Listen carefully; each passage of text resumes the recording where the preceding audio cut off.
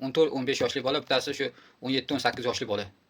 Shu hozirgi bolalar bilmayman qanday ulg'ayapti, ota-onasi qanday tarbiya beryapti bilmayman. Amaki, jimgina ketavermaysizmi? Sizga nima? Siz algoritmingiz emas-ku.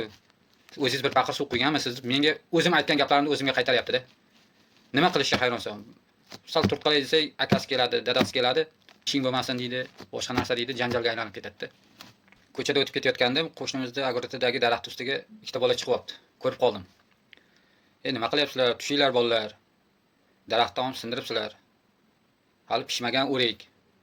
Tushib pastga desam, qo'pol qilib aytganda surbetlarcha kimsan, sen kimsan deyapti-da, tushmayapti. Keyin yoniga bordim. Senga gapiryapman, tush pastga dedim. Tashqarida razvedka qilib, yoqqa qarab turgan bitta bola bor ekan. Qarasam, u bola akasi ekan uni. Aytdim, senlar dedim, shu daraxtdagiga bir paqir suv quyganmisan? U daraxtni qara, aholini sindiribsan shoxini. Hali ham egasi ko'rgani yo'q. Egasi ko'rsa shu qo'ymasdi, kaltak yerding desam, indamay o'tib ketavermaysizmi? Sizga nima?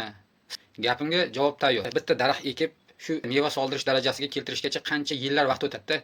U daraxtni katta qilish bor, sovuq uradi, bilasizlar, kasallanadi. Parvarishlash kerak, unga qarash kerak. Odam farzandidek qaraydi bitta daraxtga, ulg'aytiradi-da. Shu qurib qolmasin deydi, suv beradi, dorilaydi, o'z vaqtida qaraydi. Shu odam ham ekkan, mayli savob bo'ladi, olib yesin, pishgandan keyin olib yesin, soat sindirmasdan, turpoq bosib, shag'al bosib yotsa bo'ladi, lekin tellab pishib mehnat qiladi-da.